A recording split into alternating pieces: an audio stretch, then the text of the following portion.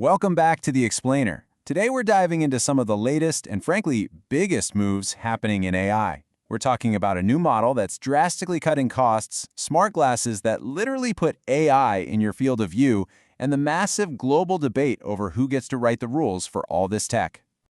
All right, so here's our roadmap. We're going to look at the engine that runs AI, then the body we might wear it in, the tools we use with it, and finally, the rules that try to govern it all. It's a journey from the code all the way to the culture.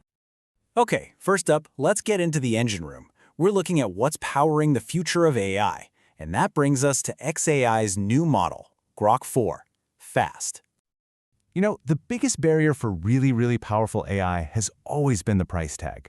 It's always been this trade-off between how smart it is, how fast it runs, and how much it costs. But what if that whole equation is about to get flipped on its head? This is the number that's making everyone's head turn, a 98% reduction in cost. That's what Grok 4 Fast is claiming. It can get the same results as its super powerful predecessor Grok 4 for a tiny fraction of the price. For anyone, from a solo developer to a huge company, watching their AI bills, this is a massive deal. But hey, it's not just about being cheaper, it's about value. It's about getting the most bang for your buck. So independent analysts look at this performance for pace ratio, basically how much smarts you get for your time and money. And on that metric, Grok 4 Fast is actually leading the entire pack, even ahead of all the big names you know. And it's not just about cost, it's about what it can do. This model shows some seriously impressive agent-like behavior right out of the box. For example, someone asked it for the exact number of experience points needed to hit level 100 in a video game. It didn't just guess. It went out, browsed the web, and asked, cross-check what it found, and then put together a single, verified answer. That's not a special demo, that's just how it works. This ability to do deep work goes even further. Grok 4 Fast has a context window of 2 million tokens. Now, what does that actually mean? It means it can process and remember absolutely enormous documents. Think legal contracts or complex code bases. And it can have super long conversations without forgetting what you talked about an hour ago. Okay, so we have this incredibly powerful engine. The next question is, where are we going to put it? Well, Meta's answer is to put it in the physical world. Their new smart glasses are essentially giving AI a body. So for $800, you're getting a heads-up display beamed right into your eye. But that new tech comes with some trade-offs. The price is one, of course, but also the weight. At 69 grams, it's quite a bit heavier than the older models, and you're probably going to feel that difference. But you know, the real magic here might not even be the glasses. It might be this Neuralband wristband that it comes with. It can read these tiny muscle signals in your hand, turning super subtle gestures into commands. The best part? Your hand can just be chilling at your side, or even in your pocket, and it still works. You even get a little haptic buzz to know you did it right. And in all the early tests, this has been the absolute star of the show. People are saying the gesture control is incredibly reliable, it's intuitive, it just works. But of course, there's always a but. The experience is apparently held back by some noticeable lag in the interface, probably because it's running on an older chip. And then there's the classic problem of eye strain from having a display in just one eye.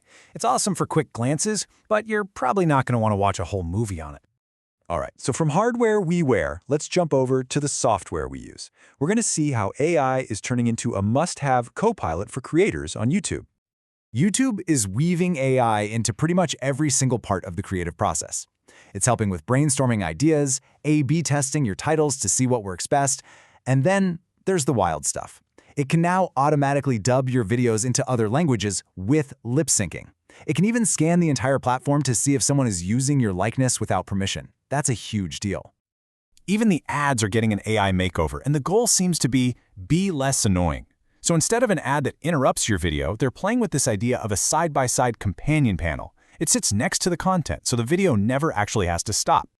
And these AI tools are getting really specific, custom-built to remove friction for creators. So for shorts, you can take a static image and have AI animate it. For podcasters, it can turn an audio-only file into a full video. It's all about making it faster and easier for people to make cool stuff. So we've covered the engine, the body, and the tools. But now we have to zoom all the way out and tackle the biggest question of them all. As this tech spreads across the globe, who gets to write the rules? This whole massive debate really centers on this one concept: AI alignment. It sounds technical, but the idea is actually pretty simple. It's about making sure that these AI systems behave in a way that we as humans actually want them to, that they reflect our goals and our values. And this conversation really caught fire because of this core issue. OpenAI itself admitted that ChatGPT has a bias towards Western culture and views, which when you think about it makes sense. If you train a model on data from one part of the world, it's going to reflect that part of the world. That admission started a global firestorm. This has led to a really clear trend that's emerging right now. We're seeing different countries actively fine-tuning AI models to fit inside their own cultural and political guardrails. China's retraining models to follow local speech rules. Saudi Arabia is building a chatbot from the ground up to embody Islamic culture. And in the US, the government is requiring its AI to be neutral and reject specific ideologies. So this leaves us with a profound final question. If this technology is really meant for everyone, whose values does it follow? Is a universal set of rules even possible? Or are we just heading toward a future where every country has its own culturally aligned AI? That is the challenge we're all going to have to navigate.